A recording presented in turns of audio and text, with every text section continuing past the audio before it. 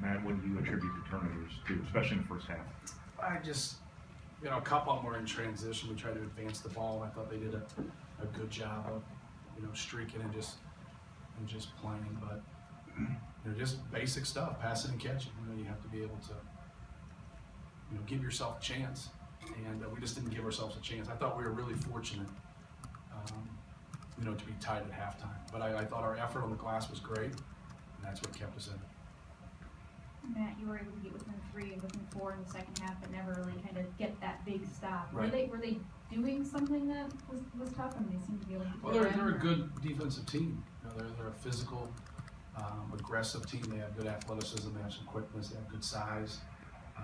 We just didn't do a good job of executing. I thought our young guys, when we came in there and went small, they did a great job. They moved the basketball. They set good screens. But we could stop them because we could switch a lot of things. But then we couldn't get a rebound with that group, and that really hurt us. And that really hurt us because our 2 big guys, had some fouls that were just, not position fouls. When you're protecting the rim or you're in ball screen defense, it's hard for a guy's size. It really is. But when you're out there reaching or trying to lunge through the passing lanes, and then you get those type of fouls, that really hurts you. So we had to play a smaller lineup, which offensively didn't hurt us much, but it really hurt us on the glass. You said you were fortunate to be tied at halftime, but a couple minutes before halftime, you'd taken a 3-point lead, and then right after that, there were a couple of turnovers. No doubt. Did they not handle momentum well, so to speak? I just thought, since we had 9, not talk about how it unfolded, but just when you have 9 turnovers, which one of the top 10 teams in the country, at half, you think, how many are you down?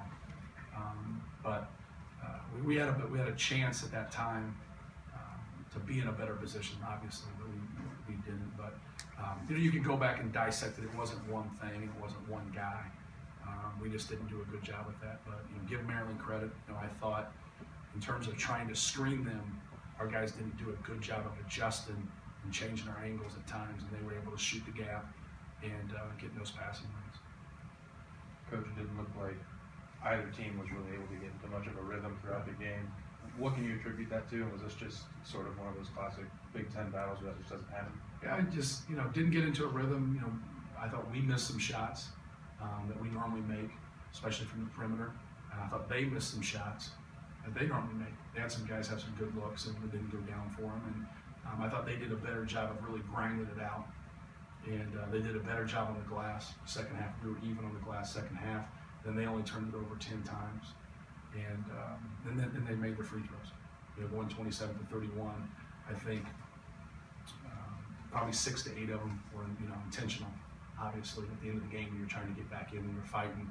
But they were able to score some points. We got to do a better job on defense, just being in position and being there on the catch and not allowing angles, not allowing guys to get the ball, whether that's in the post or whether that's in their sweet spot on the perimeter.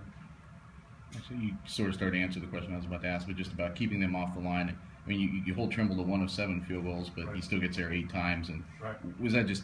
Can you see each individual spot as being maybe not there enough defensively today to keep? When you try to generalize, and there's a lot of individual things that happen. It's difficult because we just got behind plays too much. Whether that was our ball screen defense or handling screens away from the basketball, or I thought early transition defense gave us a little bit of trouble. I thought they really attacked our big guys when we didn't get the ball stopped. We had to do a better job of getting it stopped. And then we had to do a better job of getting turned around and protecting the paint. And they did a good job of exposing us early in the game. We did a better job as the game went on. So there's a lot of different things where you really work just to stay ahead of your problems. We just, we got behind too many plays. When you get behind too many plays, you normally end up fouling. Coach, seemed like offensively you did get a few things working there, even with AJ and Isaac out. Vince hit a couple big threes for you, and even right. PJ hit a big shot for you. What did you see there with them kind of moving and playing with the smaller lineup, something you haven't done a lot this year? Yeah, well, it's, we have 2 guys that really can anchor and open some things up. And we can get some of that action with them in the game posting. You just have to be more efficient, with it. But I thought we got some opportunities for those guys down low. We weren't able to convert as much as we needed to. And then I thought we had some looks, especially for Kendall. I thought he had some nice looks at the basket. He had a couple that were challenged, but he made a couple that were challenged. But I thought he had some nice looks that I think he'll make the next game. with it. But those young guys do a good job. You know, PJ and Dakota come in, they move the basketball, they cut. You throw Vince on top of that, and he's skilled. He can spread the defense. When you put a lot of skill out there and you move the ball, you know, you're going to look a lot better. But then with that lineup, you know, it was really hard for us to rebound on the other end. That's what. Raphael had said that he thought that Haas and Hammonds kind of took themselves out in some ways with those fouls. And in what ways do you feel like that changed the complexion, especially considering the foul trouble you would put their bigs in the first day? Right. Well, I thought we, you know, did a good job of really working. I thought their bigs overdid it a little bit to start the game. You know, you get geared up to play against other big guys. You want to stop them. I thought they overdid it a little bit. Then I thought as the game went on, our bigs overdid it a little bit. And they had some silly fouls early that took them out, and then we had some certain silly fouls that took our guys out. And you just have to do a better job. And like I said before, when you get into ball screen defense, when you get into post defense, or you're protecting the rim, if fouls happen and you're playing straight up in your illegal guarding positions, it happens. We've all seen that. It's part of the sport. But when you're reaching and you're 7 foot, when you're trying to lunge through the passing lane, those are the ones we really try to stay away from. And when we did those at the end, it gave them points at the free throw line, and then it brought those guys to the bench. And it's hard, you know, when both bigs have 4 at the 10-minute mark. Man, you're in a difficult situation. But we ramped up our pressure and we really picked up the defense. I thought we did some good things on both ends. But like I said, it kind of came back to that stretch for 3 or 4 minutes where we were even. We were doing good things offensively, then we just gave it back defensively because we had a breakdown or we didn't get the rebound.